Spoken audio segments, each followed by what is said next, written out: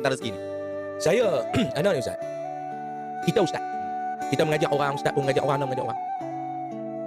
Tetapi kadang-kadang apa yang kita ajak kepada orang ni Ustaz, orang yang dengar itu dia boleh buat lebih daripada apa yang kita boleh buat. Tunggu.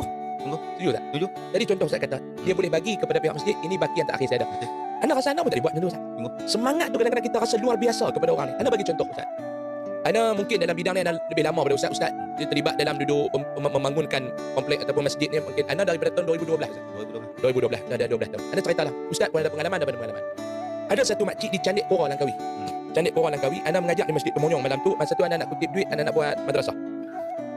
Dia kata, Ustaz, anak main minggu bulan ni, lepas tu anak pergi bulan depan, dia pergi kuliah anak, dia kata, Ustaz, esok boleh tak pergi ke rumah? Saya kata, di mana rumah makcik? Di Candek Pora. Dia kata, ada makcik nak bagi sikit, ada benda kat Ustaz, esok ni. Anak pun pergi lah. Pergi rumah dia di Candek Pora, dia ingat Ustaz.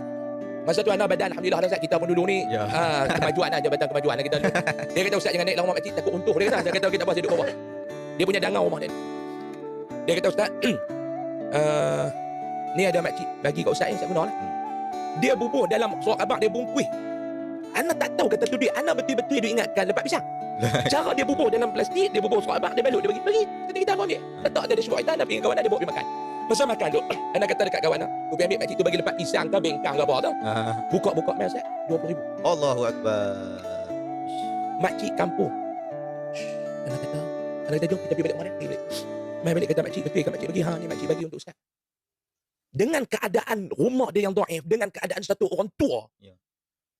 Anak kata makcik ambil duit ni mana? Ya. Ni dia kata makcik jual tapak rumah makcik ni. So laki makcik dah meninggal, makcik tak ada anak-anak. Jadi makcik nak buat apa? Makcik jual dekat anak belakang makcik abang depan lagi makcik hidup, makcik duduk ni. Jual. Makcik jual banyak mana? Dia kata makcik jual dekat 200,000. Makcik bagi semua bedak semua. Yang makcik simpan untuk makcik mati RM2,000. Allah. Lepas tu dia bagi duit kat anak belakang dia, hang tolong belilah makanan aku apa sampai aku mati duit ni infak. Takdir Allah itulah pertemuan kali terakhir. Anda pergi pula bulan depan, depa mak dia meninggal. Allahu Akbar. Apa yang anda nak bang? Semangat tu belum tentu anda boleh buat. Betul? Betul tak? Sama kita ada cerita ke orang terus sabar. Kita belum tentu.